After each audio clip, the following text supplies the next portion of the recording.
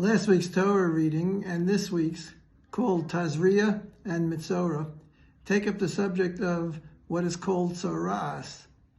This is commonly misunderstood to be leprosy, but it's not. It's an interesting type of an affliction, which, according to our rabbis, is not brought about by the natural order of things. Rather, you can call it a miraculous phenomenon, and is intended as a punishment for certain sins. And the Rambam says that it affects the walls of the house. That itself proves that it's not a natural disease. Diseases don't affect the walls of the house.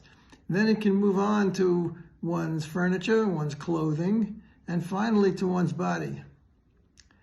And the reason for that is because this is actually the kindness, the compassion of God, that God is giving a person an opportunity to recognize flaws and to deal with them.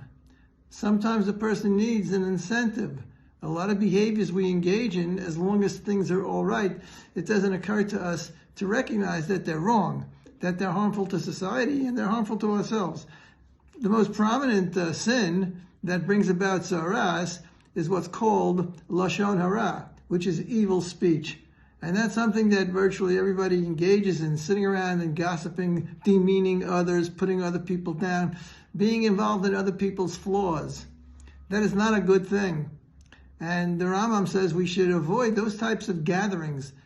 Things take place in context. That type of a gathering, which is essentially sit around and drink, and even if you're not engaging in gossip, but the level of the conversation, what are you talking about?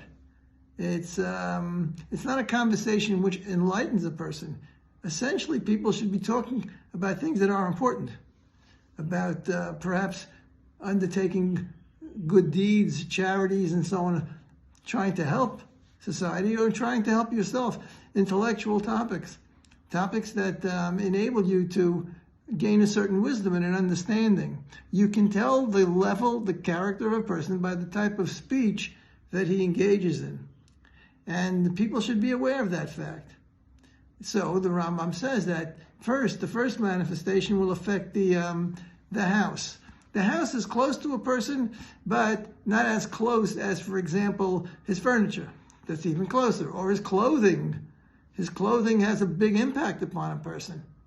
And ultimately, in all of these instances, the person is being given a chance to introspect, to look within. If he recognizes his flaw and he makes changes in himself, it won't go any further. There's a process going on. It won't go any further because God is compassionate. And the only purpose of all of these manifestations is for the benefit of the individual, for the sinner to recognize his sin and extricate himself. That's the whole purpose of life, is for us to become better people. God gave us a mind. God gave us the unique ability to look within ourselves, to make changes within ourselves, and to become better people, because we don't come into the world perfect. But each person has bechira. Each person has free choice. And the entire objective is to use it to choose the good. And unfortunately, many times we don't use it. Or we're just swept along by others. We're easily influenced by others. We join with others and we mimic them. We do what they do. That's not the correct approach to life. A person has to be able to think for himself and make decisions. And sometimes give up the pleasures of certain types of company because he realizes that it's not good for his soul. One should take into consideration the effect that behaviors, and some of them seemingly innocent, but you have a soul. And you want to elevate, you want to perfect. The perfection of the soul is what leads a person to true life, and indeed to life in the world to come. So that should be something which a person is always concerned about, as well as he's concerned about his physical health. And some people aren't even that concerned about the ability to recognize the significance of certain symptoms that occur. Even in the realm of physical health, a lot of times the person will be in denial.